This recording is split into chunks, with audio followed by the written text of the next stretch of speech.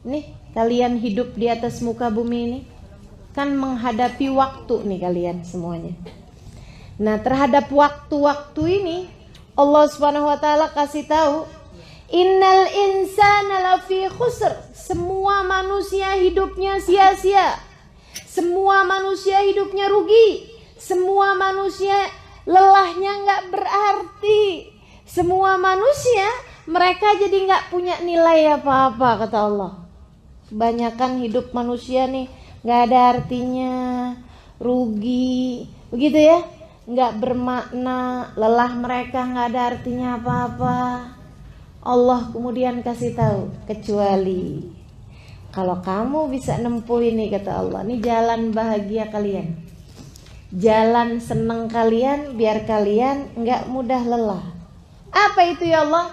Illal ladzina amanu wa amilus solihat wa tawasau bil haq wa tawasau bis sabr.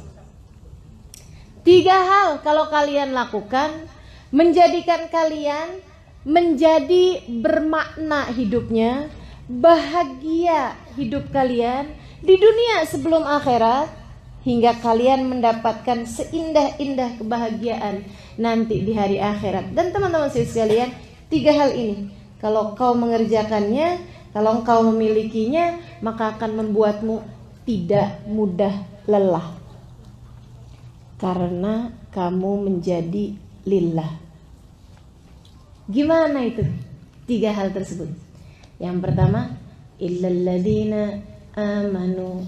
Kedua, wa amilus solihat. Ketiga, tawasau bil haqqi wa tawasau bis sabr. 3 hal tersebut. Teman-teman sekalian saya muliakan, yang pertama beriman. Beriman. Jangan pernah lupa sama Allah. Jangan pernah lupa sama Allah. Kalau Allah yang menjadi tempat tujuanmu, kalau Allah yang menjadi satu-satunya tujuanmu, kamu tidak akan mudah lelah, teman-teman sekalian. Dan saya mendapati orang-orang yang seperti itu enggak mudah lelah, karena mereka lillah, karena mereka imannya luar biasa pada Allah Subhanahu wa taala. Saya punya guru namanya Khubabah Nur Abdul Habib Muhammad Al-Haddar. Ini orang yang saya lihat dalam hidupnya paling sedikit waktu tidurnya. Beliau itu, teman-teman sekalian, tidurnya dalam 1 hari 1 malam hanya sekitar 2 jaman aja. Saya banyak mendampingi beliau, terutama ketika beliau datang ke Indonesia berdakwah. Jadi saya cerita ini bukan sebagai dongeng atau katanya. Saya melihatnya dengan mata kepala saya sendiri, teman-teman sekalian. Gitu. Beliau mengajar, beliau berdakwah. Kalau di negerinya, beliau menjamu tamunya. Tadi pagi ada yang sarapan di sini 200 orang. Dan itu beliau turun di dapur masak. Habis selesai masak semuanya buat 200 tamu. Kita sih mau ngundang 200-an tamu rencananya dari sebulan sebelumnya. Itu pun kagak pakai masak, ngorder catering padahal. Dan kita habis itu istirahatnya seminggu. Masya Allah. Beliau, teman-teman sekalian, habis selesai masak rapi-rapi kemudian ngajar, ngisi majelis. Habis selesai itu beliau kemudian pulang, baca dzikir, baca ini, nemuin tamu. Wah, Masya Allah, Masya Allah. Ngurusin anak. Anaknya berapa banyak? 10 orang. 10-10-nya. Beliau melahirkan dengan normal. Beliau melahirkan, mendidik mereka dengan sebenar-benarnya pendidikan. Beliau susuin, beliau urusin semuanya. Ya Allah, ya Allah, Masya Allah. Nggak ada capek-capeknya gitu. Saya ngelihatnya, ya ampun, subhanallah nih orang. Saya membayangkan, tiap saya lihat beliau, teman-teman sekalian, saya membayangkan ini malaikat rokib nggak selesai-selesai nih nyatetin amal ibadahnya beliau gitu. Dari ini habis selesai ini lagi, habis selesai ini lagi, belum zikir belum, ya masya Allah, masya Allah. Sementara kita nih kira-kira antara rokib sama atid.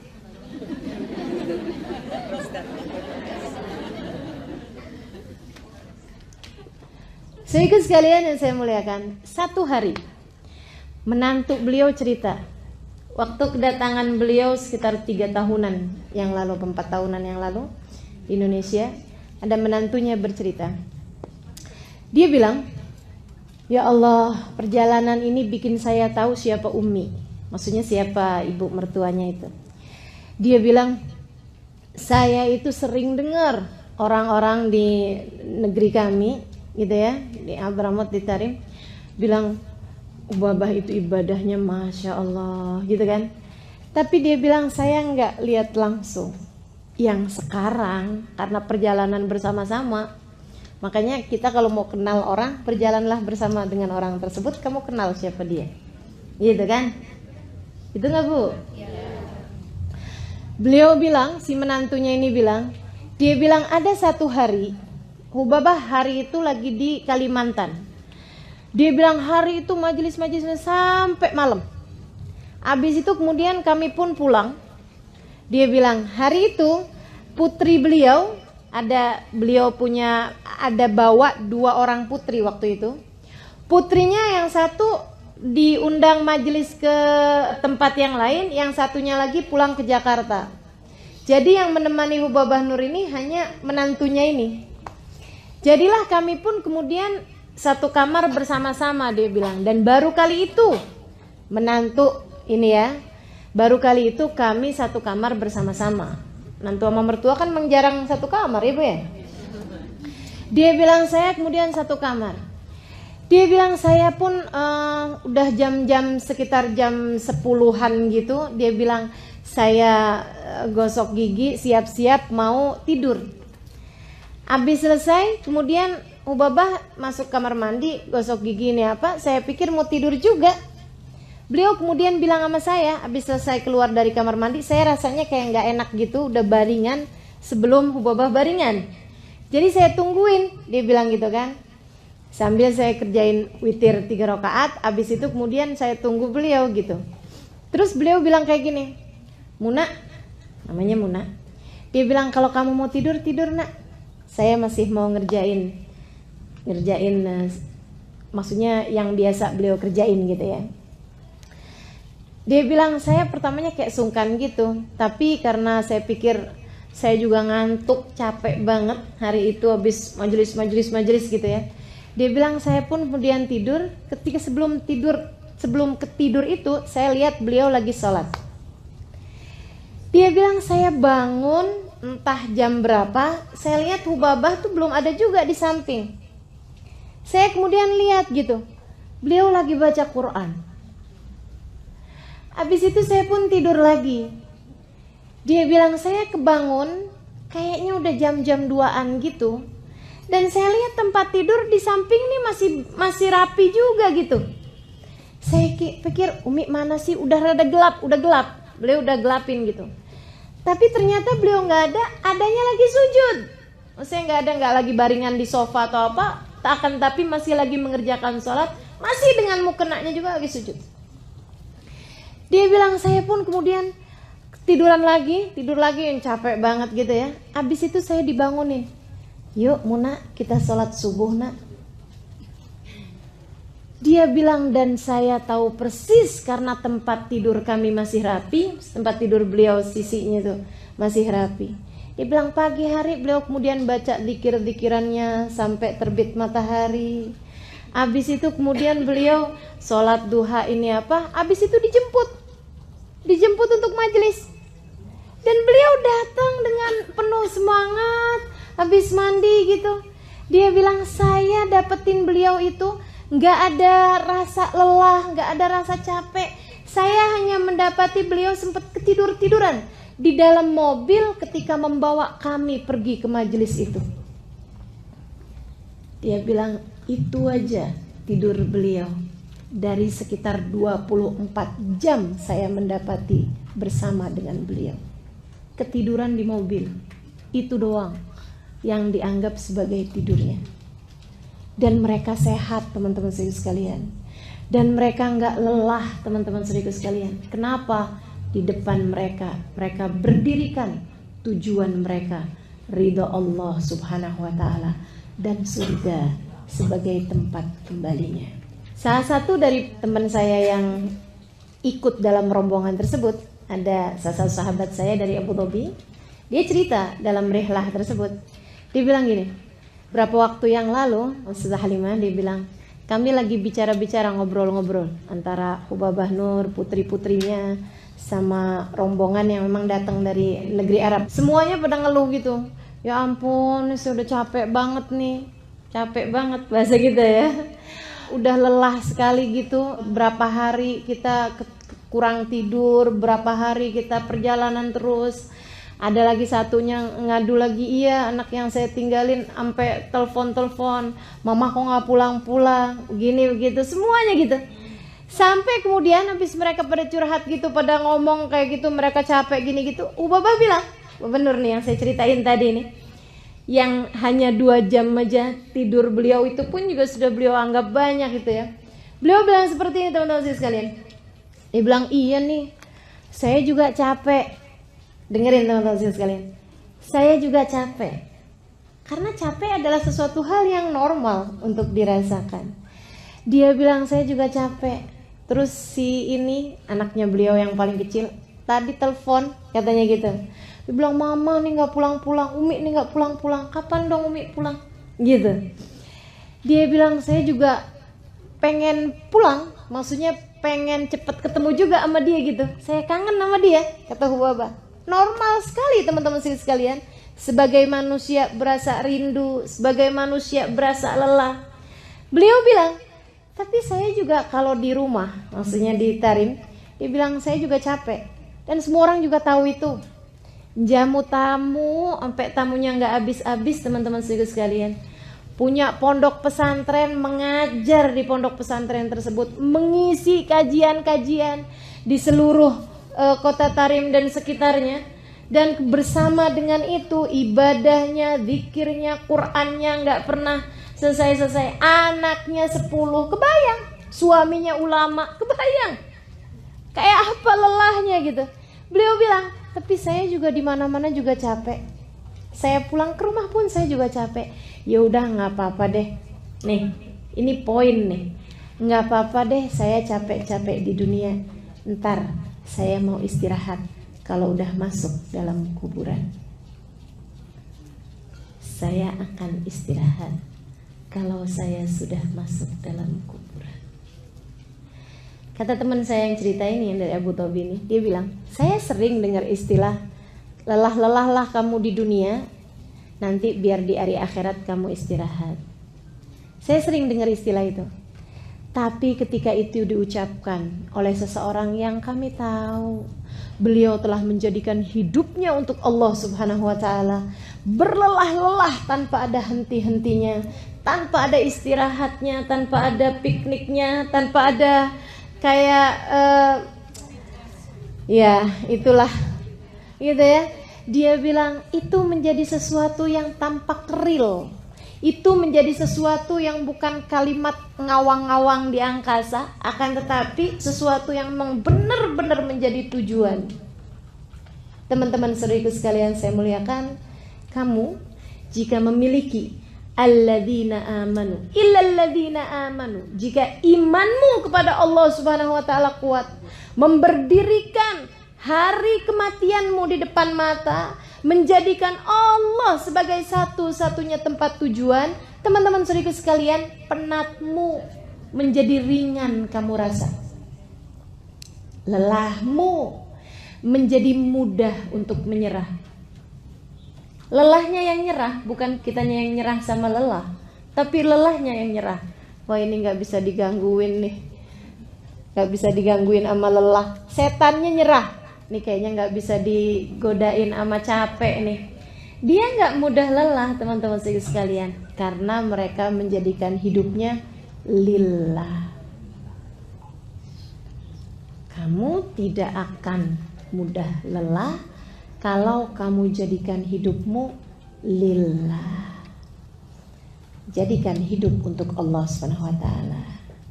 Nyari ridhonya Allah.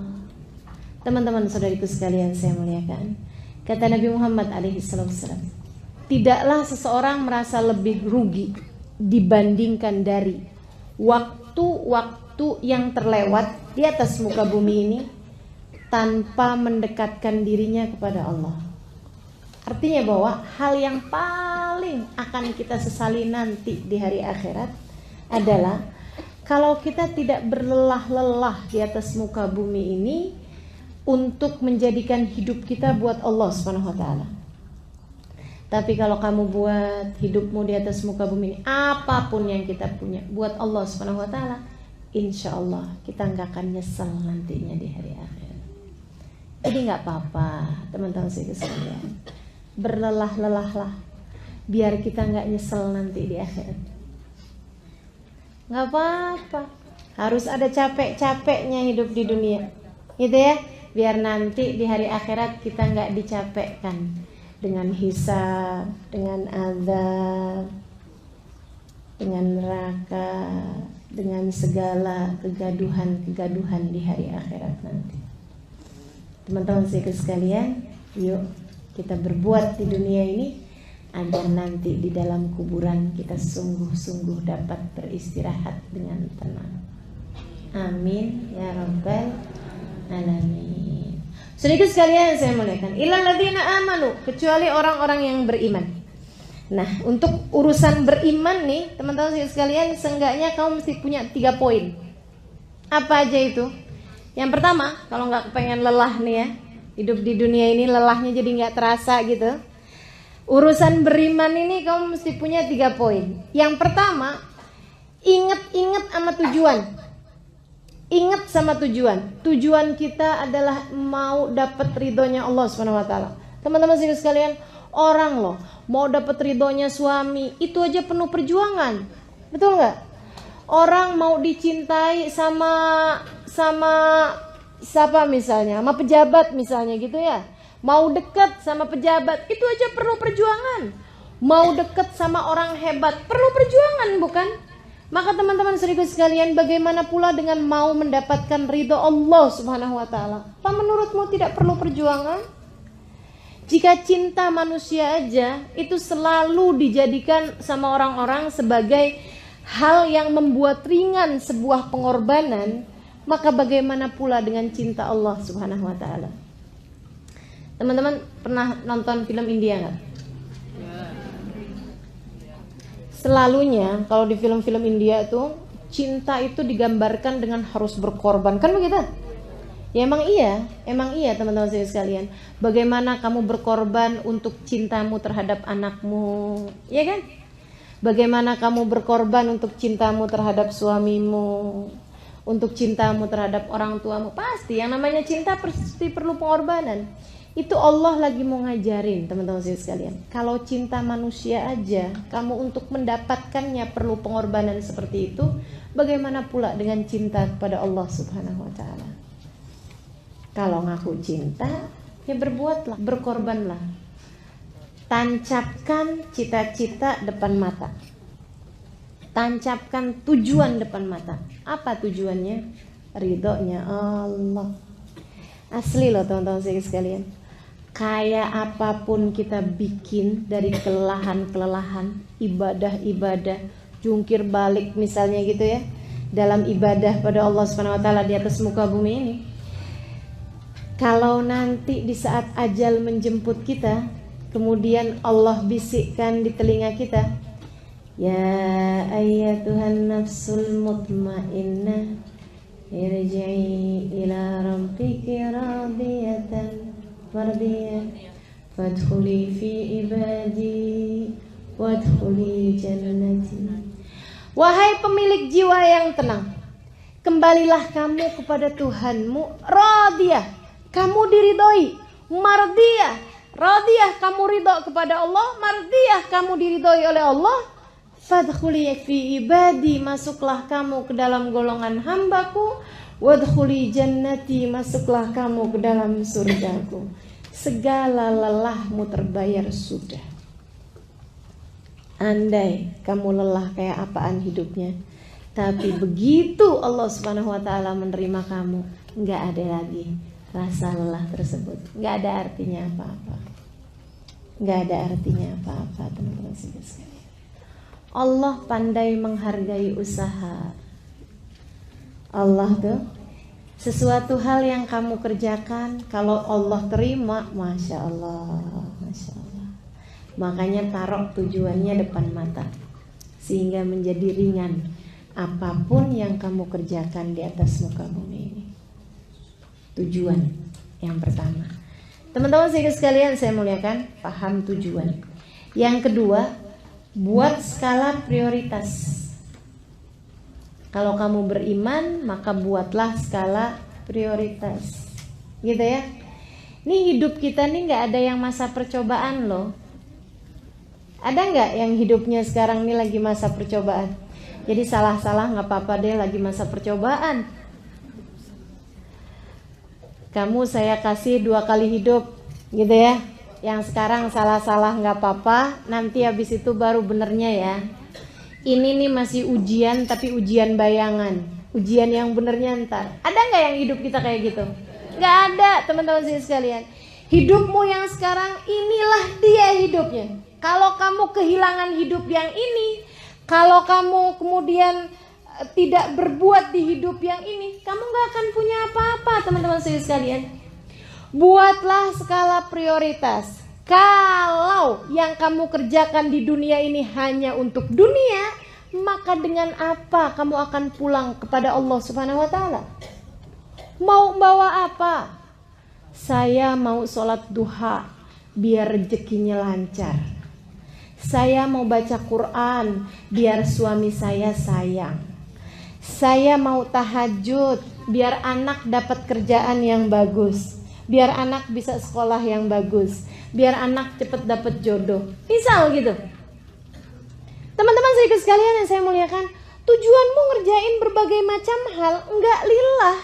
Tujuanmu menghadapi berbagai macam, menjalanin semuanya cuman karena pengen dunia. Ntar di hari akhirat apa yang kamu mau bawa?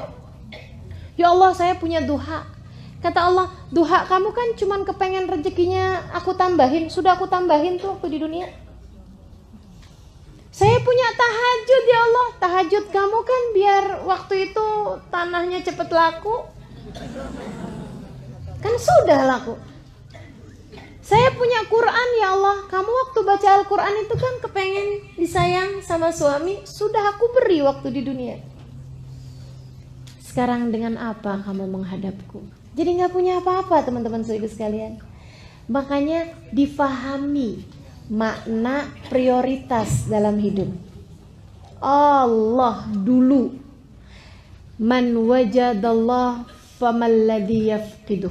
Katanya seorang ulama, siapa dia mendapati Allah, dia merasa kehilangan dari apa? Orang kalau dapat Allah, dapat segalanya. Wa man lam yajidillah fa ayyu syai'in yajidu. Dan orang yang kehilangan Allah, gak dapat Allah SWT dalam hidupnya, apa yang dia dapat? Gak dapat apa-apa. Walaupun kamu kaya, walaupun kamu berpendidikan, walaupun kamu cantik, walaupun kamu disayang sama suami, walaupun kamu dicinta sama anak-anak, walaupun kamu jadi pejabat, walaupun kamu jadi apa aja, selagi Allah murka padamu, kamu tidak ada artinya apa-apa. Pahami prioritas, teman-teman saudara sekalian. Allah Subhanahu wa taala adalah prioritas kita. Kita kalau paham prioritasnya, insya Allah jadi nggak mudah lelah, saudariku sekalian. Hidup kita adalah tujuannya untuk mencari ridha Allah Subhanahu wa taala. Kemudian bagi-bagiin yang pinter pahamin prioritas. Oh ini penting nih, ini penting. Jangan sampai kita nih, banyak banget di antara kita suka kelelahan karena yang mestinya nggak dipikirin, yang mestinya nggak dikerjain. Betul nggak? Yang mestinya nggak diomongin. Tuh yang bikin kita pada lelah. Yang mestinya nggak dikerjain. Waduh, dikerjain semua ya. Padahal nggak penting-penting amat gitu, nggak perlu-perlu amat. Contohnya nih, yang nggak mestinya dikerjain, nonton TV, apalagi gosip, apalagi tuh ya. Ya Allah, bahas urusan artis bercerai sampai segitunya. Padahal dari perceraiannya artis itu dia nggak dapat apa-apa juga. Gono gini nggak dapet, tetangga bukan, kenal enggak, dibahas. Ya Allah, mau-maunya gitu. Masya Allah, capek akhirnya. Karena yang nggak mesti dikerjain kamu kerjain, yang nggak mesti diomongin kamu omongin. Nih ya, sama suami diajakin berantem mulu, diajakin bertengkar mulu suaminya. Ya Allah, ya Allah. Teman-teman saudaraku sekalian saya muliakan, mohon maaf, waktu di Donggala sama Palu kena gempa, kena tsunami itu ya, begitu hanya beberapa detik, hanya beberapa menit, kemudian rusak semuanya, hilang, bahkan ada satu kampung hilang ya, itu ya. Saudaraku sekalian yang saya muliakan, kebayang nggak? Di antara rumah-rumah itu tuh, yang kemudian temboknya rusak, yang kemudian rumahnya ambruk, yang kemudian dindingnya rubuh dan lain sebagainya. Kira-kira, kebayang nih, kira-kira ada nggak gitu waktu mikirin mau ngecat warna apa, suami sama istri pakai berantem dulu? Ada nggak kira-kira? Ada pasti. Sama kita. Kita tuh mau nentuin warnanya dinding aja lo pakai berantem. Maka warna yang ini, jangan dong, itu kan nggak pantas. Masa sih kamar kita warnanya pink? Itu suami kita. Kan jadi ceria gitu bang. Ya Allah, urusan warna aja berantem. Mau milih apa aja bertengkar. Mau ini aja bertengkar. Masya Allah. Kita tahu bahwa ternyata gak ada artinya apa-apa.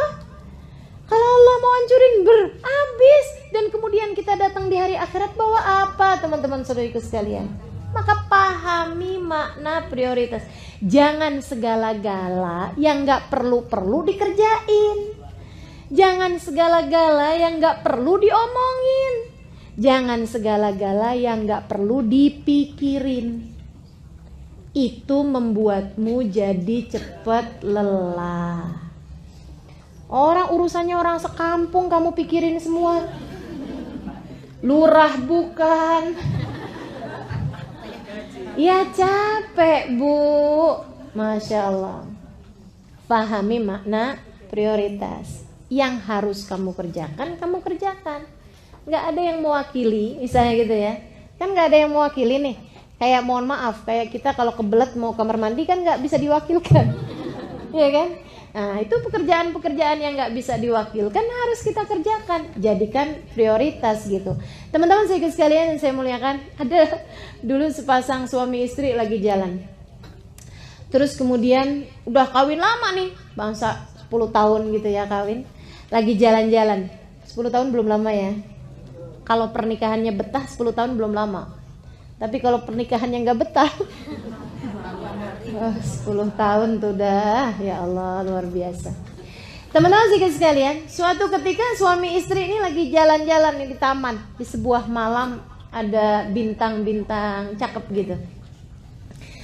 Lagi jalan gitu kemudian kedengeran suara kuek kuek kuek kuek. Si istri bilang, wah ada ayam. Suaminya bilang, itu bukan ayam sayang, itu bebek. Kata istrinya, ayam kok? Ini istri-istri ini kan suka ngeyel. Kata suaminya, itu bebek sayang. Ayam, itu bebek. Kalau ayam tuh suaranya nggak gitu. Ayam tuh bunyinya petok petok petok petok. Atau kalau nggak kuruyuk gitu, itu baru ayam. Kalau yang kayak tadi tuh itu namanya bebek. Ayam, kata istrinya. Bebek, ayam, bebek. Habis itu udah diem. Dua-duanya sama-sama diem. Nggak lama kemudian kedengeran lagi suaranya. Kuek, kuek, kuek, kuek, kuek. Suaminya bilang, tuh kan bebek. Istrinya bilang, itu ayam. Itu tuh bebek. Istrinya bilang, itu tuh ayam. Bebek, ayam. Bebek, B-E-B-E-K. Kata istrinya, ayam, A-Y-A-M. Belajar ngija ya. Dia bilang, itu bebek, itu ayam. Pegel si suami sama istrinya yang ngeyel ini. Sampai dia kayaknya mau gampar gitu istrinya. Di saat dia mau gampar tuh istrinya nangis kemudian. Kan cewek gitu senjata ya. Suaminya ketika ngelihat istrinya nangis, dia mau gampar, dia ingat kenapa dia dulu menikahi perempuan ini. Dia ingat di rumah sana ada anak-anaknya, hasil buah cinta mereka berdua. Teman-teman sekalian, ingat ada begitu banyak hal di belakang. Dan kemudian ingat, emang apa peduliku sama ayam sama bebek? Akhirnya suaminya kemudian turunin tangannya sambil bilang, ya betul sayang, itu adalah ayam. Mari kita jalan. Ada berapa banyak hidup kita di atas muka bumi ini kelamaan ngurusin ayam sama bebek. Coba diingat-ingat teman-teman sekalian. Coba diingat-ingat. Dari perbincangan kita dari pagi sampai malam, itu yang kira-kiranya penting, yang kira-kiranya memang harus diomongin, sama yang gak seharusnya diomongin, banyakan mana coba? Dari sini kita tahu kenapa kita lelah. Kebanyakan ngomongin yang gak perlu diomongin. Kebanyakan ngurusin yang gak perlu diurusin. Kebanyakan mikirin yang gak perlu dipikirin. Teman-teman saudaraku sekalian, berhentilah melakukan itu. Fahami makna prioritas dalam hidupmu, insya Allah kamu tidak akan mudah lelah. Dan prioritasmu yang nomor satu sebagai hamba Allah, sebagai umat Rasulullah nomor 2-nya. Yang ketiganya masing-masing dari kita liatin deh. Ada yang sebagai ibu, ada yang sebagai istri, kan begitu ya? Nah itu prioritas kita tuh. Pekerjaan yang gak bisa diwakilkan oleh orang lain, itu yang seharusnya menjadi prioritasmu, kewajibanmu. Gitu. Teman-teman saudaraku sekalian saya muliakan, pahami makna prioritas itu. Tancapkan dalam hati mana yang tidak akan kamu tinggalkan. Dari urusan-urusan kamu sebagai hamba Allah, gitu ya. Masa jadi hambanya Allah umur 40 tahun hataman Quran sekali aja belum pernah. Masa jadi hambanya Allah dalam setahun gak ada hatam sekalipun Al-Qurannya. Masa sebagai hamba Allah SWT sampai umur segini gak pernah tahu nikmatnya tahajud, gak pernah bisa istiqomah ngerjain sunnah. Teman-teman saudariku sekalian, hidup yang mana yang akan kemudian kau bawa menuju akhirat nanti? Jika kemudian hidupmu yang sekarang selalu kamu gunakan hanya untuk melakukan yang tidak sebenarnya kamu perlukan. Agar hidupmu tidak lelah, fahami skala prioritas. Mesti cari tahu yang mana yang prioritas dalam hidup kita. Gitu teman-teman sekalian. Nah, buat pahami makna prioritas ini, kamu mesti ngerjain yang ketiganya. Ya. Manajemen waktunya tuh mesti diatur teman-teman sekalian. Manajemen waktunya mesti diatur. Gimana sih caranya ngatur manajemen waktu? Nih ya, ada dulu seorang dosen mau ngajarin manajemen waktu sama mahasiswa-mahasiswinya. Dia bawa di kelas itu batu, kerikil, pasir, air.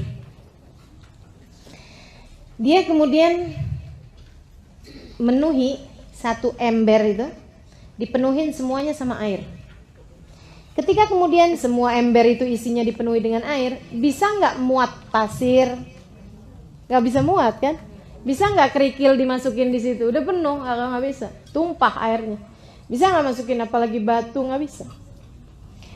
Kalau misalnya di ember itu dimasukinnya pasir, habis dimasukin pasir penuh, bisa nggak dimasukin air? Bisa. Tapi bisa nggak dimasukin kerikil? Nggak bisa. Dia bilang gimana caranya biar semuanya ini bisa muat? Gini dia bilang. Yang pertama kali dimasukin mesti batunya. Yang besar-besar, batu yang besar tuh masukin dulu ke ember itu. Set. Habis itu kemudian masukin batu yang kecil-kecil. Masuk tuh batu yang kecil-kecil. Selah-selahnya kemudian masukin pasir. Habis itu kemudian masukin air. Semuanya bisa masuk ke situ.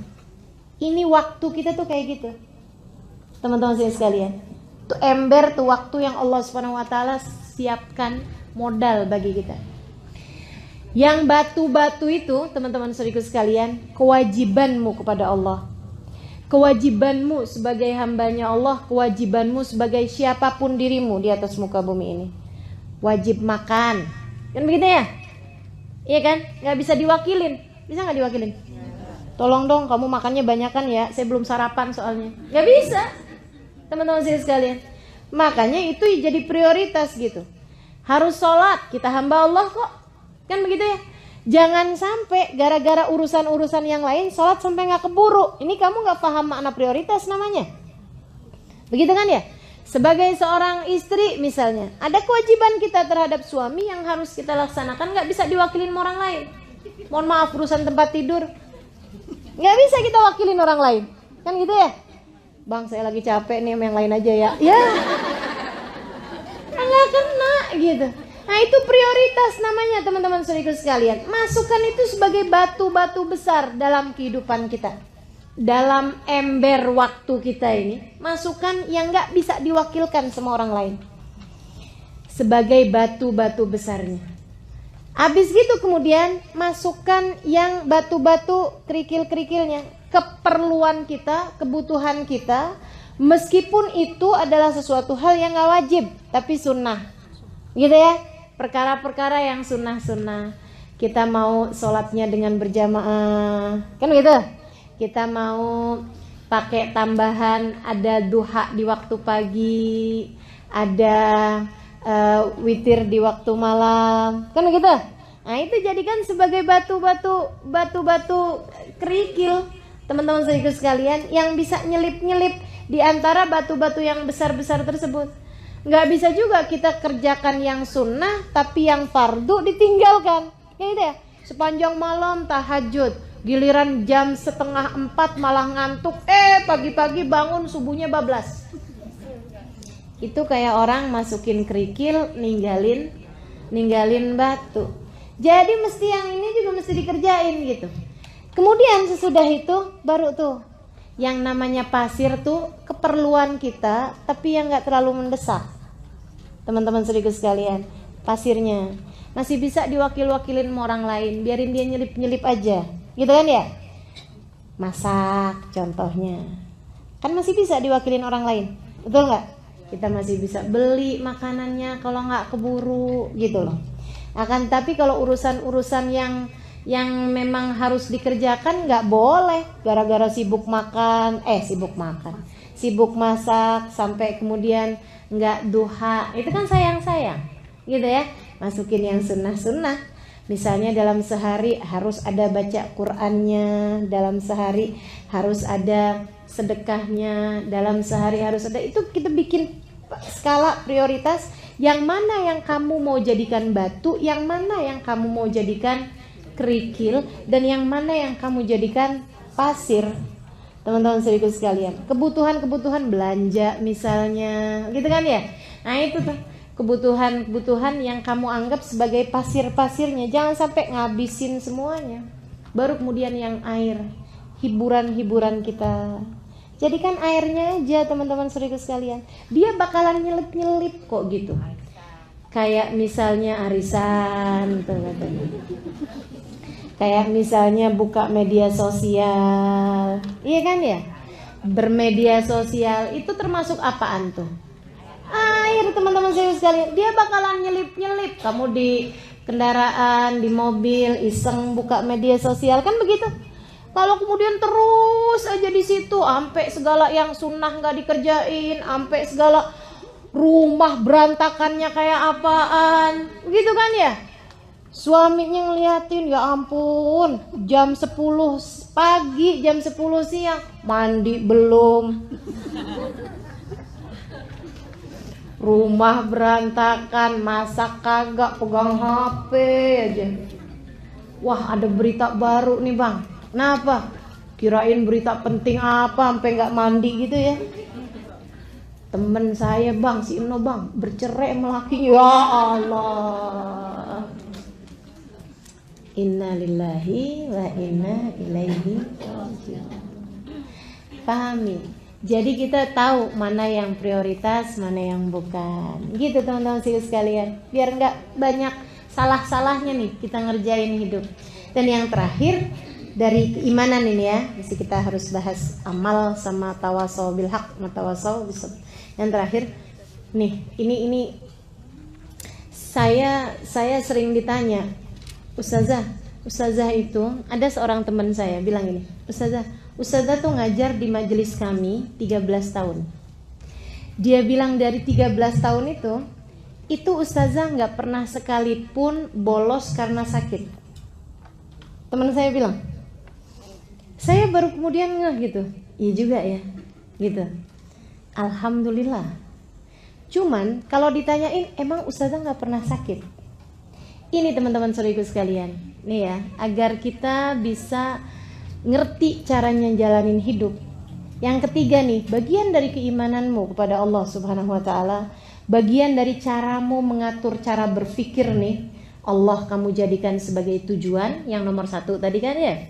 Kemudian yang kedua, pahami makna prioritas, maksudnya yang mana yang mesti kita duluin, yang mana yang boleh kita jadikan selingan dan sebagainya. Yang ketiga, teman-teman saudaraku sekalian, jangan biarkan rasamu mengalahkan fakta. Jangan biarkan rasa mengalahkan fakta. Apa tuh? Nih, coba ya.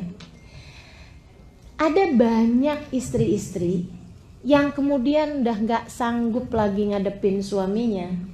Dia lupa fakta bahwa suaminya adalah suaminya hanya karena rasa cemburu misalnya. Itu dia dikalahkan, rasanya mengalahkan fakta. Saya, ketika faktanya saya harus mengajar, saya udah janji mau datang ke Jogja, gitu kan ya? Itu adalah fakta. Faktanya adalah bahwa di jadwal saya tertulis Jogja. Saya akan berusaha untuk rasa apapun jangan mengalahkan terhadap fakta ini. Maka saya sampaikan kepada kawan yang bertanya itu, saya bilang saya bukan berarti nggak pernah sakit, akan tapi saya tidak biarkan rasa sakit mengalahkan kewajiban saya untuk mengajar. Jadi nggak masalah bagi saya mengajar dalam keadaan sakit. Nggak mengapa bagi saya mengajar dalam keadaan sumpek. Nggak mengapa bagi saya mengajar dalam keadaan kesel. Nggak apa-apa, asal jangan kelihatan itu bagi yang mendengarkan, kan begitu? Saya tidak mau rasa tersebut mengalahkan fakta, teman-teman saudaraku sekalian. Berapa banyak di antara kita ini yang jadi kecapean sendiri karena urusan rasa. Karena saudariku sekalian yang saya muliakan, yang kebanyakan kelelahan lah, sakit lah, apa segala macam, itu bukan karena kelelahan badan loh, tapi kelelahan perasaan, kelelahan pikiran. Oh ibu-ibu nih coba perhatiin. Kalau lagi suasana hati dilanda cemburu sama suami, coba ibu ingat-ingat bisanya ngapain? Nah itu, masak nggak bisa, bersih-bersih nggak bisa, tidur yang jadi istirahat aja nggak bisa, makan nggak enak, katanya gitu ya, atau malah makan mulu. Masya Allah bu, betapa mudahnya perasaanmu mengalahkan rasamu. Jangan biarin, biar kamu tidak mudah lelah, teman-teman saudariku sekalian. Kamu lagi berasa capek, anak datang, mah liatin deh mah hasil kerjaan saya. Nah itu teman-teman saudariku sekalian, rasamu jangan mengalahkan fakta bahwa anak datang minta perhatian. Kan begitu ya? Tanggalkan rasamu, dahulukan fakta tersebut. Oh iya, coba sini mama lihat. Bagus nak gambarnya. Gitu teman-teman saya sekalian. Gak apa-apa gitu. Saya sering kok ngajar dalam keadaan sakit. Saya sering kok ngajar dalam keadaan sakit kepala. Saya sering berbicara dalam keadaan hati saya sebenarnya lagi gak enak. Malah justru itu ngobatin. Selesai ngajar, selesai ini jadi lebih ngerti malahan. Jadi lebih bisa ngontrol emosi malahan. Masya Allah. Jadi jangan biarkan fakta yang ada mengalahkan perasaan. Ingat-ingat itu teman-teman saudariku sekalian. Lagi kesel sama suami, jangan mengalahkan fakta bahwa dia adalah suamimu. Halo?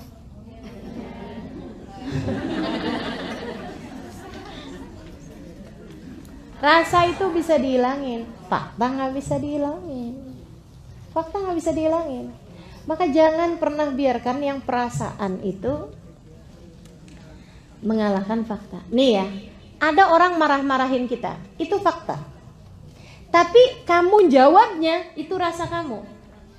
Kamu nanggepinnya, itu adalah rasa kamu. Dan rasa itu masih bisa kamu ganti-ganti. Tinggal terserah kamu aja mau dirasain apaan.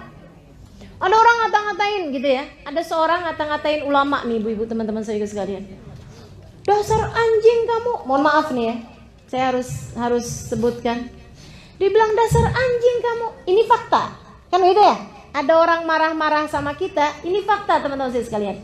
Namun bagaimana kamu menanggapinya, ini adalah rasa. Saudariku sekalian yang saya muliakan, si ulama ini ketika dibilangin dasar anjing kamu, beliau kemudian liatin nih, bagaimana dia fakta tidak mau mengalahkan rasa. Maksudnya jangan sampai perasaan mengalahkan faktanya gitu. Beliau kemudian bilang begini nih, makasih ya atas pujiannya. Gimana sih, saya gak lagi muji kamu kok. Oh saya dengarnya sebagai pujian, itu kan terserah saya mau nanggepinnya dengan rasa apa. Dia bilang sebab saya lihat gak ada binatang lebih menyenangkan majikannya daripada anjing. Saya berharap andai saya menjadi anjing bagi majikan saya, Allah subhanahu wa ta'ala. Gitu teman-teman sekalian. Nih sekarang saya tahu rasanya adalah gerah. Jangan sampai itu mengalahkan fakta. Apa faktanya? Faktanya kita perlu konsentrasi mendengarkan kajian. Ini fakta. Faktanya kita sedang berada di majelis ini mendengarkan kajian. Ini fakta. Jangan sampai kita kemudian dikalahkan sama rasa gerah. Kipas-kipasan gak apa-apa, tapi jangan sampai ada yang memutuskan, aduh gak kuat dah saya. Aduh, saya mau keluar aja dah. Gitu ya.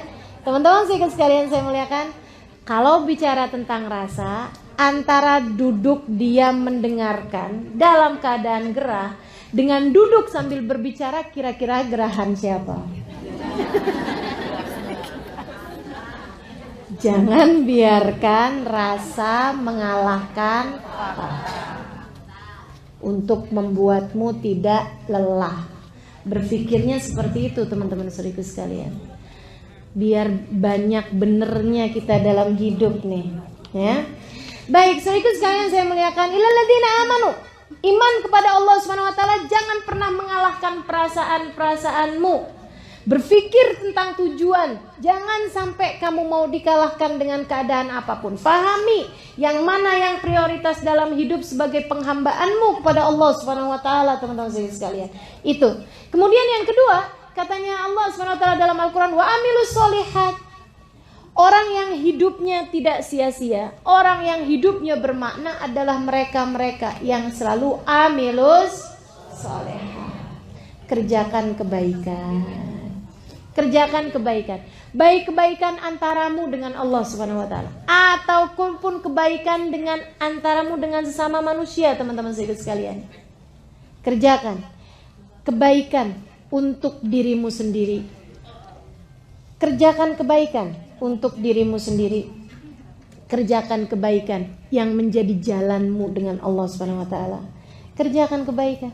Hidup ini pokoknya amilus sholihat tuh jangan pernah jauh-jauh. Sebab beriman doang tanpa amilus sholihat nggak ada artinya apa-apa, teman-teman sekalian. Selalu aja kalau kita liatin pasti tuh antara iman sama amal baik tuh pasti nyambung. Selalu aja gitu. Lalladzina amanu wa amilus sholihat. Lalladzina amanu wa amilus sholihat. Kayaknya Allah lagi mau bilang bahwa kamu iman doang tapi nggak mau kerja, nggak ada artinya apa-apa juga. Gitu. Jadi kalau kamu mau hidupnya menjadi bermakna, ini jangan pernah jauh-jauh dari amilus sholihat.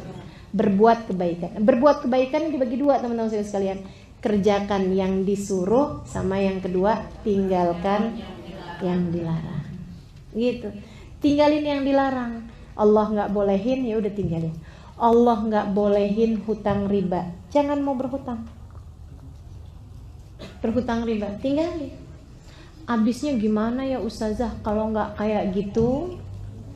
Nanti kita nggak dapat utangan, gitu. Itu disebabkan karena kurang amanu di atas tadi itu. Kamu nggak tahu yang ngasih rizki itu cuma satu loh, Allah Subhanahu wa taala. Gitu ya. Jangan sampai itu tuh yang kamu pikir, kalau saya nggak berhutang, saya nggak akan bisa makan, saya nggak akan bisa bayar cicilan, saya nggak akan bisa ini. Itu perasaan loh, bukan fakta. Kan begitu ya? Bukan fakta, teman-teman saudaraku sekalian. Ada jalan-jalan lain yang banyak ketika kita kemudian ada kesulitan-kesulitan. Jangan jadikan larangan Allah sebagai satu-satunya jalan. Saya sakit tipes, gitu kan ya? Kemudian berobat sama dokter dikasih obat cacing. Teman-teman sekalian, orang tipes banyak obatnya cacing loh. Bukan obat cacing bukan. Maksudnya obat sakit cacing bukan. Akan tetapi cacing ditumbuk dibikin obat gitu. Itu obatnya sakit tipes. Terkenal itu ya. Bahkan sirup-sirup itu juga terdiri dari cacing juga untuk sakit tipes itu. Teman-teman saudaraku sekalian yang saya muliakan. Nah ini, apakah itu benar-benar bisa ngobatin? Iya betul. Akan tetapi selain daripada itu yang dilarang, katanya Nabi Muhammad SAW, kami tidak, Allah Subhanahu wa taala tidak menciptakan obat dari sesuatu yang najis. Artinya bahwa selain daripada obat yang najis tersebut pasti ada obat yang suci. Jadi kamu jangan berobat dengan sesuatu hal yang najis. Soalnya kalau nggak berobat sama ini kita nggak sembuh-sembuh. Siapa bilang? Yang ngasih sembuh cuman satu, namanya Allah. Jangan pernah menjadikan sesuatu yang haram sebagai pilihan dalam hidup. Jangan pernah jadikan sesuatu yang haram sebagai pilihan dalam hidup. Saya kerja nih, tapi di perusahaan nggak bolehin saya pakai jilbab. Gimana nih? Ya udah, habisnya mau gimana lagi? Ya udah deh, terpaksa. Nggak ada ceritanya, teman-teman sekalian. Nggak ada ceritanya. Jadi gimana dong kalau kayak begitu? Ya itu tadi, jangan pernah jadikan sesuatu yang haram sebagai pilihan. Yang ngasih rezeki Allah Subhanahu wa taala. Yang ngasih sembuh Allah Subhanahu wa taala. Satu hari saya kena tipes. Nih ya, satu hari saya sakit tipes. Dan itu benar-benar karena memang waktu itu, subhanallah juga, waktu itu saya nggak ada majelis, tapi ada ada bepergian untuk satu acara yang saya tidak mengisi, jadi nggak wajib datang sebenarnya. Ya, acara itu akan dilaksanakan ada atau tidak ada saya gitu ya, mau menghadiri satu acara gitu kan, tapi nggak berbicara karena memang acaranya acara laki-laki besar begitu kan ya. Saya cuma datang untuk ikut hadir aja.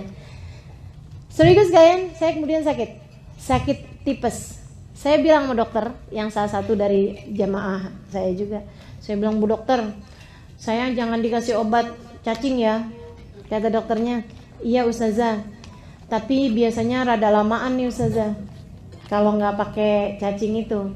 Saya bilang, "Nggak apa-apa Bu dokter, saya nggak jadi soal berapa lama saya sakit, tapi yang pasti saya nggak mau berobat dengan yang najis." Baik Ustazah.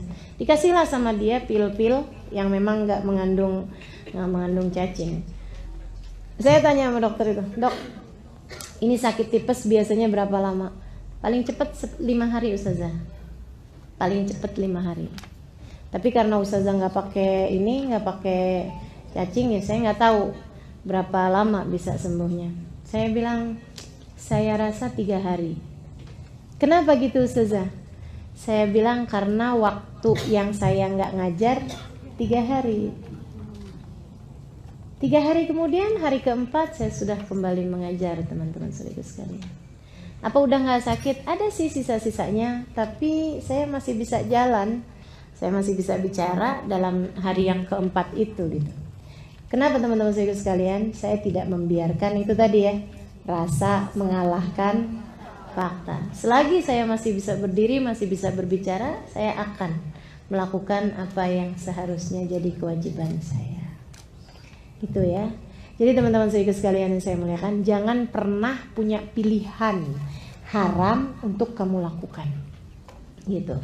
Dan saya mau kasih tahu sama teman-teman bahwa kalau ada pilihan mengerjakan yang haram, itu selalu setan tuh ngasih pilihan bahwa ini enak gitu. Saudara sekalian yang saya muliakan, tidak ada yang enak dalam maksiat kepada Allah Subhanahu wa taala. Gak ada yang enak dalam maksiat kepada Allah. Walaupun ketika kamu jalaninnya kelihatannya enak, enaknya itu pun juga fata morgana. Mohon maaf ya, seorang perempuan ketemu sama laki-laki, suaminya orang. Dia sendiri mungkin punya suami juga, tapi dia ngerasanya kayak yang, ini kayaknya gak asik suami saya, suka sibuk-sibuk sendiri. Dia kemudian ketemu sama laki-laki lain, begitu ya, ngobrol-ngobrol, manja-manja, gini gitu, berasanya kayak enak. Berapa lama dia berasa senangnya?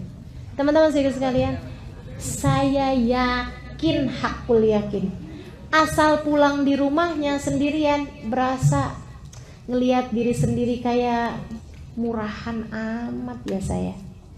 Ketika ngeliatin suaminya, ya ampun, maafkan saya.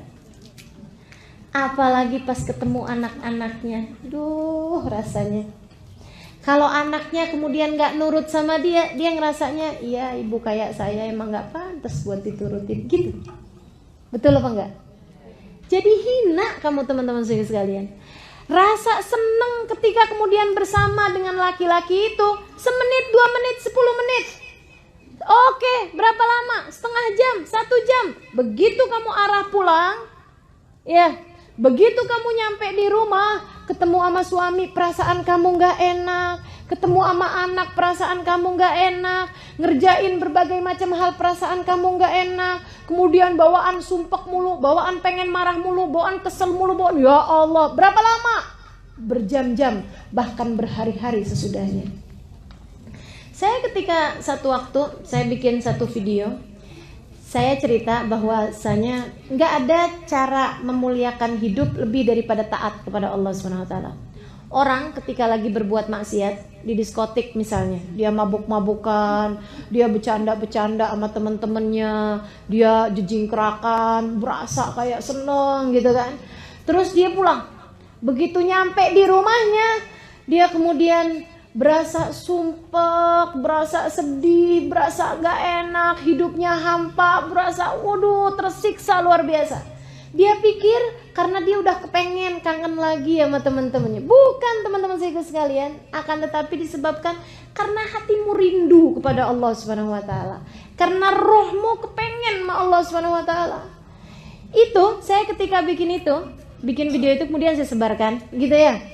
Kamu harus tahu bahwa tidak ada cara buat membuat hatimu senang, hidupmu bahagia, tidak berasa lelah, tidak depresi, tidak sumpah kecuali dengan ngerjakan taat kepada Allah Subhanahu wa taala. Ada seorang kawan, dia bilang, "Ustazah kok tahu banget sih Ustazah? Emang Ustazah pernah ngalamin?" Saya bilang, "Ngalamin apa? Di diskotik gitu, mabok-mabokan?" "Enggak lah," saya bilang. "Kok Ustazah tahu persis gitu rasanya?" Dia bilang, "Saya Ustazah ngalamin masa-masa itu." Dia bilang saya lagi bandel gitu kan. Dia bilang saya pergi ke diskotik, saya mabuk-mabukan, saya bercanda-bercanda sama teman-teman saya, jejingkrakan gini gitu segala macam. Dia bilang sampai pulang. Nanti begitu nyampe di rumah, glosor saya Ustazah di lantai rumah saya, di kamar saya. Dia bilang saya menangis, saya ngerasa ya Allah kok sedih banget hidup saya. Saya ngerasa jadi orang paling malang di dunia. Gitu aja terus. Dia bilang, saya pikir wah ini kurang banyak maboknya. Besoknya saya mabok lagi. Gitu. Dia bilang besoknya lagi saya pulang kayak gitu lagi. Nangis-nangis sendiri, depresi sendiri, susah-susah sendiri. Emang bener. Nggak ada jalan membuat hidupmu bahagia, teman-teman sekalian, kecuali dengan taat kepada Allah Subhanahu wa taala. Wa amilus sholihat. Kerjakan yang bagus-bagus. Tahajud, sebut-sebut nama Allah. Wah, luar biasa. Itu bahkan kamu nangis pun nangisnya enak. Betul nggak? Nangis pun nangisnya enak juga teman-teman saya sekalian. Kamu berdoa manggil nama Allah, ya Allah, lihatin saya apa ya Allah, lihatin saya Allah, ini hambamu yang satu ini nggak ngerti caranya jalanin hidup kalau engkau tidak mengajarkannya padaku.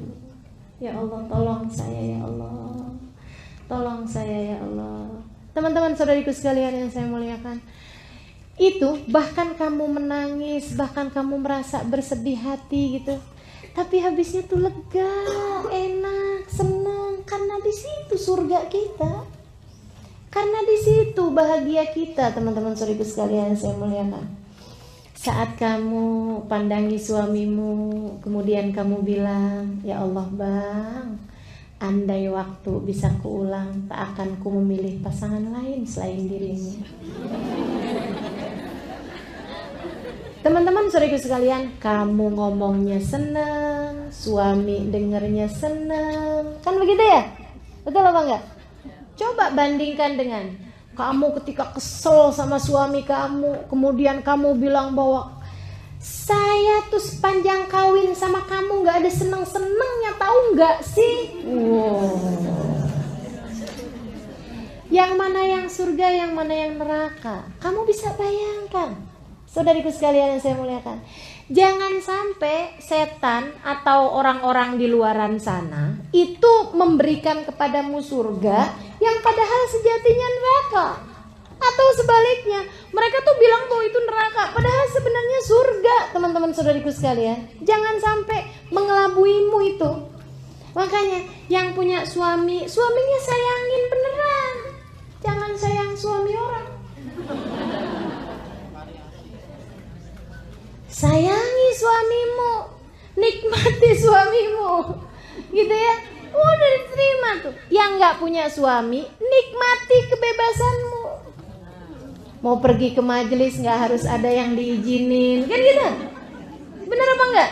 Surga apa bukan? Surga, teman-teman saya sekalian. Jadi nyari surgamu masing-masing. Yang memang beneran surga, nah itu dia tuh. Amilus sholihat, gitu. Jangan pernah jadikan perkara yang haram sebagai pilihan. Jangan pernah pilih yang haram sebagai pilihan. Baik, teman-teman sekalian saya muliakan, yang terakhir. Oh ya, sebelum saya ke yang watawasau bil haq tawasau bis sabr ini ya. Teman-teman sekalian, amilus solihat. Beneran, orang yang menjadikan hidupnya buat Allah dan dia mengerjakan kebaikan-kebaikan, itu udah kayak di surga sebelum surga loh. Saya Ramadan yang lalu melaksanakan ibadah umroh. Di antara orang yang saya berkunjung ke salah satu dari guru saya, semoga beliau menerima saya sebagai muridnya, Habib Zain bin Smith di kota Madinah. Beliau adalah ulama terkemuka, teman-teman sekalian, ilmunya kayak lautan gitu ya, tinggalnya di kota Madinah. Saya bincang-bincang sama putri beliau, namanya Hubabah Rodiyah. Saya tanya, gimana kabarnya Habib Zain? Dia bilang, Habib Zain, Halimah, Habib Zain, dia ada dalam surganya sendiri. Beliau kemudian cerita, saya tuh Halimah, kalau lagi sama Abah, sama Walid, dia bilang, kalau saya lagi sama Abah nih di rumah sini, beliau punya rumah sendiri, udah punya anak, bahkan udah punya cucu, anaknya Habib Zain ini ya. Rumahnya beberapa rumah aja dari situ, jalan kaki dia dari rumahnya ke rumah Abahnya. Dia bilang, saya kalau lagi di rumah Abah rasanya kayak lagi di surga.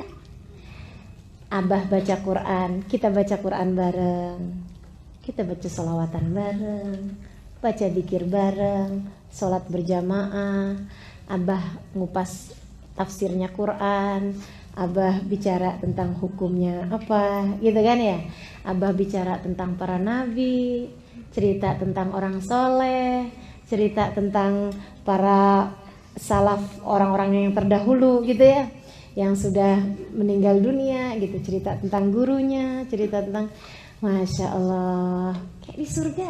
Dia bilang, semua kebaca, semua terlaksana, semua kebaikan-kebaikan semuanya. Dia bilang, nanti saya kalau nyampe pulang ke rumah, dia bilang, yang listrik mati lah, yang anak ngadu sakit lah, yang ini, saya kayak balik ke dunia gitu. Ya dari surga gitu ya, balik lagi, oh ternyata saya masih di dunia gitu. Dia bilang, nanti kok saya balik ke tempat Abah lagi, Allah kayak di surga. Masya Allah, zikir, ibadah. Dia bilang, Halimah, Habib Zain bahkan di tiap tangganya punya zikiran tersendiri. Jadi sekedar turun dari tangga itu udah punya zikiran-zikirannya, teman-teman saudara sekalian. Yang beliau menentukannya untuk diri beliau sendiri. Saya setiap turun tangga zikirnya ini, saya setiap jalan dari situ ke situ zikirnya ini, saya setiap ini, semuanya. Masya Allah, teman-teman saudara sekalian. Dan mereka adalah orang-orang yang paling bahagia hidupnya di dunia ini. Hamba-hamba Allah yang tidak pernah putus dari wa'amilus. Jangan pernah berpikir bahwasanya maksiat, bahwasanya perbuatan dosa adalah sesuatu yang dapat membahagiakan di hidupmu di dunia ini, apatah lagi di akhirat. Kalau di akhirat mah jelas kita udah tahu gitu ya, dosa bawa neraka, taat bawa surga. Tapi saudara sekalian, dari di dunia ini taatmu membawa bahagia dan dosamu membawa sengsara, membawa derita. Itu. Jadi wa'amilus solehat. Teman-teman sekalian, yang terakhir, yang ketiga, kalau kamu ingin hidupmu di atas muka bumi ini tidak mudah merasa lelah, kamu harus punya senjata yang ketiganya. Apa itu? Tawasau bil haq wa tawasau bis sabr. Saling nasihat menasehati dalam kebenaran, saling nasihat menasehati dalam kesabaran. Artinya apa? Namanya juga saling, artinya jangan pernah sendiri. Kalau kamu pengen ringan, gitu ya teman-teman sekalian, harus saling menguatkan. Kalau kamu mau ringan perjalananmu di atas muka bumi ini, harus saling mengingatkan, harus saling meringankan. Makanya kemudian yang ketiga ini bolehlah kalau kita sebut sebagai ukhuwah.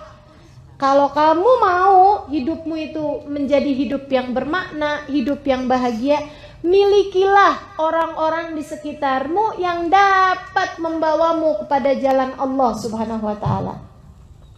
Harus ada orang di sekitarmu dan dirimu sendiri yang bisa tawasau bil haq wa tawasau bis sabr. Teman-teman saudariku sekalian yang saya muliakan, saya pernah dengar istilah seperti ini. Kalau kamu mau berjalan cepat, berjalanlah sendirian. Kalau kamu mau berjalan panjang, lama, berjalanlah bersama-sama. Nah, hidup menuju surga selalu adalah perjalanan yang panjang. Maka jangan kerjakan dengan sendirian. Kamu harus punya sekurangnya 3 orang, ke atas, ke samping, sama ke bawah. Siapa itu? Yang ke atas, orang tua. Orang ya ini ya, kita lagi bahas ukhuwah ya. Yang ke atas orang tua, yang harus kamu muliakan, yang harus kamu siap penerima nasihat. Tawasau bil haq, tawasau bis sabrnya dari orang tua ke kamu kan gitu. Tapi orang tua bukan hanya yang melahirkanmu, mereka juga yang mendidik ruhmu, yaitu para guru. Hidup ini kalau mau ringan, kalau mau gak mudah lelah, kamu harus punya seseorang yang dapat memberitahumu. Kamu harus begini, kamu harus begitu. Kalau enggak, nyari jalan sendiri susah. Bener enggak? Teman-teman saya sekalian, apalagi kalau kemudian datang ke sana dikasih taunya beda. Datang ke sana dikasih taunya beda. Ya capek hidupnya. Enggak jalan-jalan kamu. Enggak jalan-jalan kita, saudariku sekalian. Kalau kemudian kita terbawa arus gitu ya, tidak menemukan orang yang bisa membawamu menuju kepada jalan Allah Subhanahu wa taala. Saudariku sekalian saya muliakan, datang ke pengajian sana dikasih tahu sholawatan yang banyak, sholawatan tuh berkah. Datang ke pengajian satunya lagi, nggak boleh sholawatan, itu bid'ah. Apa nggak capek hidupnya? Capek. Ini yang mana ya? Habis pergi ke sana pulang-pulang sholawatan. Habis pergi ke sana berhenti sholawatan. Wah, itu prioritas berubah mulu gitu kan ya. Kita udah cari tahu nih yang mana yang batu, yang mana yang kerikil, yang mana yang pasir, yang mana yang air dalam kehidupan kita. Tapi setiap kali ngaji ganti-ganti mulu. Mana batunya, mana airnya, ya ampun. Susah kan hidupnya, capek. Makanya teman-teman saya sekalian, harus ada orang yang bisa memberimu nasihat dalam kebenaran dan kamu dapat memegangnya dengan penuh lapang dada. Kalau kamu gak punya, minta. Nih masalahnya teman-teman saya sekalian, kita nih suka rada merasa jauh dari Allah SWT, gak suka minta. Kalau urusan dunia aja kita mintanya serius bener. Tapi urusan-urusan yang seperti ini jarang ada yang minta di antara kita. Siapa di antara kita yang dari sejak kecil minta, ya Allah karuniakan kepada saya seorang guru yang dapat membimbing langkah kehidupan saya menujumu. Siapa? Ada nggak di antara kita yang berdoa seperti itu? Yang sekarang-sekarang aja udah jarang ya, apalagi dari masa kecil gitu. Minta teman-teman saudara sekalian, nggak apa-apa rada telat-telat, tapi minta sama Allah SWT. Ya Allah kasih saya, Allah kasih saya seorang yang dapat membimbing saya sehingga saya bisa mengikuti jalannya ya Allah. Sehingga saya nggak kebingungan lagi mau ngapa-ngapain ya Allah. Harus tuh dalam hidup, sebab kalau enggak lelah kita teman-teman saudara sekalian. Kamu nggak tahu jalannya mau lillahnya itu loh, mau menuju Allahnya. Kalau kamu kemudian tidak ada seseorang yang bisa membawamu untuk menjadi orang yang diingatkan dalam hak, diingatkan dalam kesabaran. Gitu saya sekalian saya muliakan. Minta, doa sama Allah SWT. Saya ada diceritain, ini tinggal bagian-bagian terakhir ini ya. Saya ada diceritain sama istrinya Habib Zain bin Smith. Namanya Hubabah Maryam, almarhumah. Sekarang beliau sudah wafat. Saya sangat dekat sama beliau karena kalau beliau ke Indonesia yang saya yang jadi penterjemahnya. Nah itu beliau satu hari cerita. Dia bilang, saya satu hari dapat pengalaman luar biasa. Ada seorang perempuan muda, dia bilang umur di bawah kamu gini. Dia bilang dia datang ke rumah saya, bertamu di rumah kami. Dia bilang, saya ketika menemui dia lagi ngeliatin fotonya Habib Zain. Habib Zain yang tadi saya ceritain, yang setiap tangganya aja punya zikir, itu ya. Itu beliau, perempuan ini lagi ngeliatin fotonya Habib Zain, diliatin gitu, pandangin. Habib Zain sudah sangat tua ya, usianya mendekati 80-an tahun. Terus dia bilang, saya ketika masuk ke ruangan itu, Assalamualaikum. Terus dia bilang, Waalaikumsalam warahmatullah. Terus dia salam. Terus dia nanya gitu, Ibu istrinya Habib Zain? Dia bilang, iya saya istrinya, saya Hubabah Maryam. Akhirnya kemudian dia ngobrol. Dia bilang, Hubabah, saya itu alhamdulillah selama ini suka baca kitabnya Imam Ghazali, suka baca Quran, suka baca tafsir, suka belajar. Dia bilang, dan saya kerjain amalan-amalan tahajud ini apa semuanya kerjain. Dia bilang, tapi saya ngerasa kalau saya tuh nggak punya guru. Jadi saya pun minta sama Allah. Nih ya, saya pun minta sama Allah, ya Allah kasih saya guru, ya Allah saya guru yang dapat membimbing saya di kehidupan dunia ini. Biar saya nggak bingung, biar saya nggak salah gitu. Kasih saya guru. Dia bilang, tadi malam saya itu tidur, kemudian saya bermimpi saya dibangunin oleh seseorang, tapi nggak pakai nyentuh. Di mimpinya itu cuman bilang Gumi.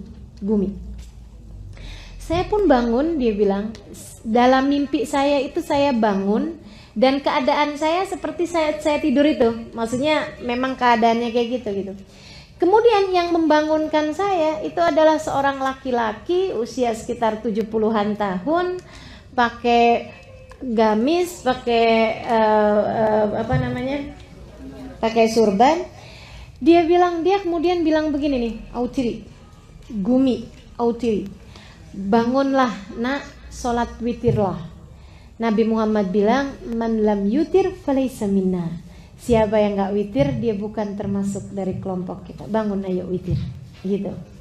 Saya kemudian ngerasa bahwa ini adalah ijabah doa saya, bahwa Allah memberikan kepada saya guru.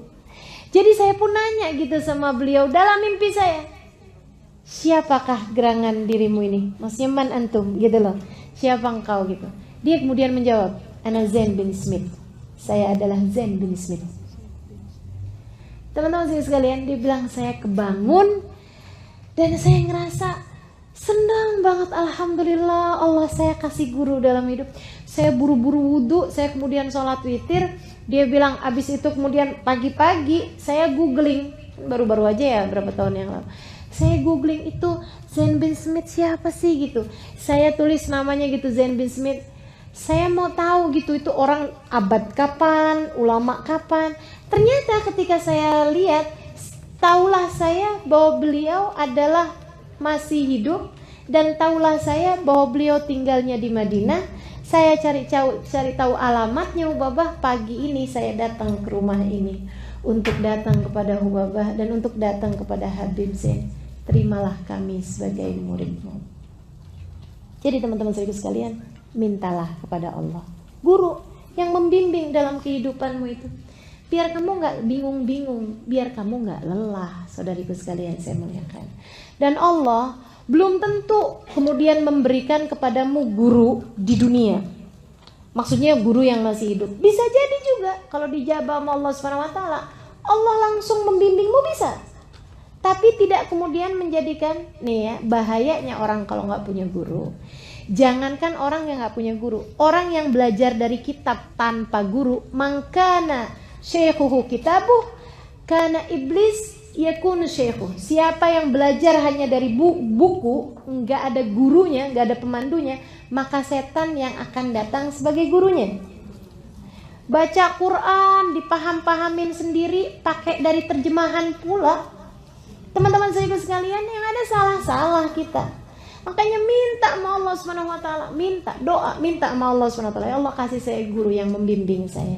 Itu kalaupun gak dikasih orang yang masih hidup, Allah akan karuniakan kepadamu guru-guru yang sudah meninggal dunia mungkin, yang akan terus membimbingmu, atau yang pastinya seperti dituliskan oleh Syekh Abu Bakar Syato dalam kitabnya I'anatul Talibin, man aktsar minas salati 'alan nabi sara nabi sallallahu alaihi wasallam syekhu.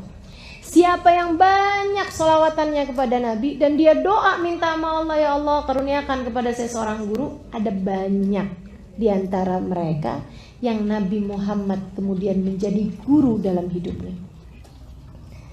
Jadi kamu akan selalu terbimbing teman-teman saudaraku sekalian, nggak akan pernah salah memilih-milihnya, gitu kan ya?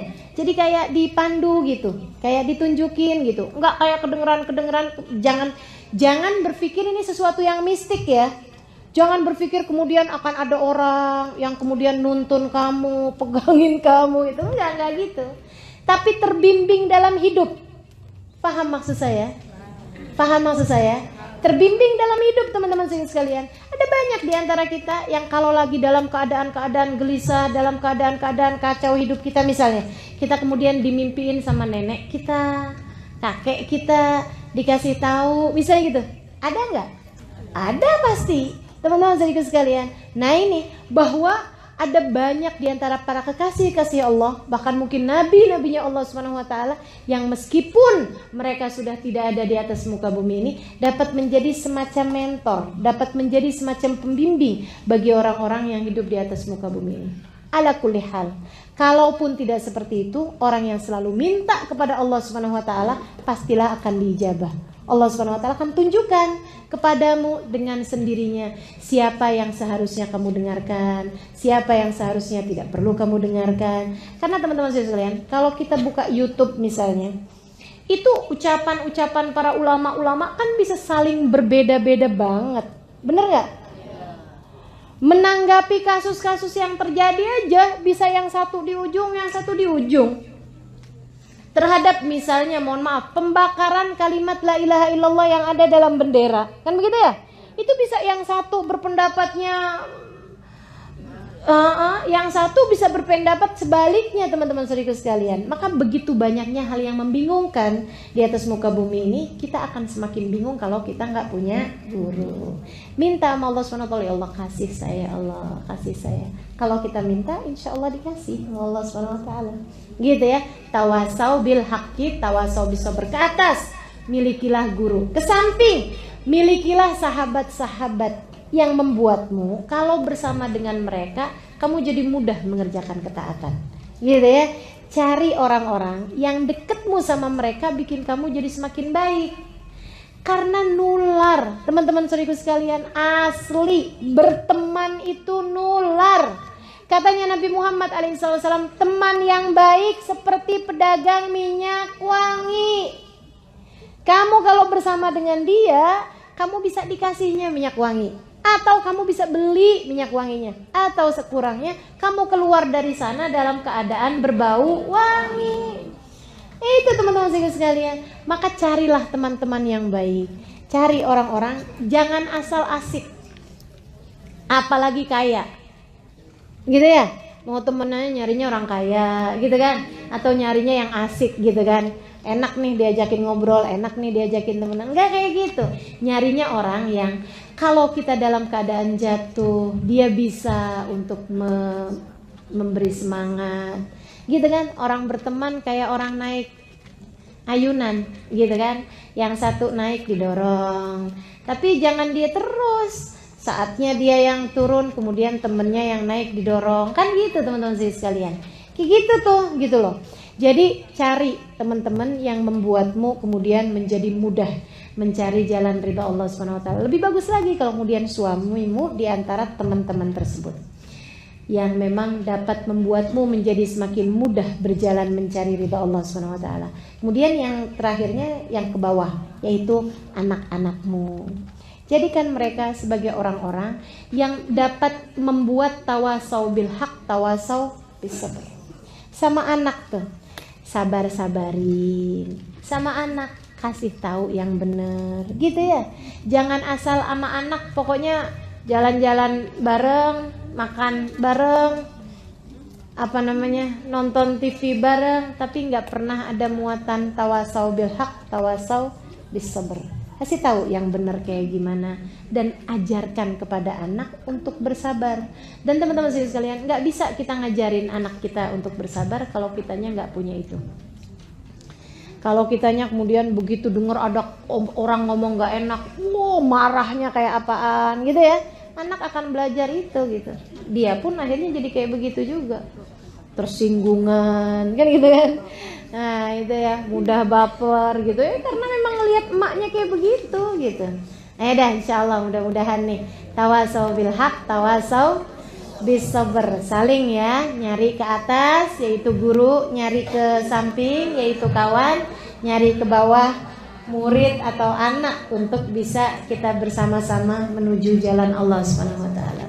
Rabbana zalamna anfusana wa illam taghfir lana wa tarhamna lanakunanna minal khasirin. Rabbana atina fid dunya hasanah fil akhirati hasanah wa qina adzabannar. Wa subhanakallahumma wa tahiyyatuhum fiha salam. Akhiru da'wana anil hamdulillahi rabbil